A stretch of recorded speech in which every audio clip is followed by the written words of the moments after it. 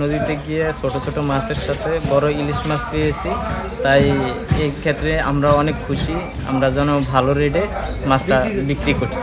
আজকে যে মাছটা আমি নিয়েছি সেটার ওজন 2 কেজি 200 গ্রাম জমজম ফিশের আলিপুর বিএফডিসি মার্কেটে তোলা হয়েছে সকালে। এই মাছটা 4000 টাকা পার কেজি দরে আমি কিনে নিয়েছি।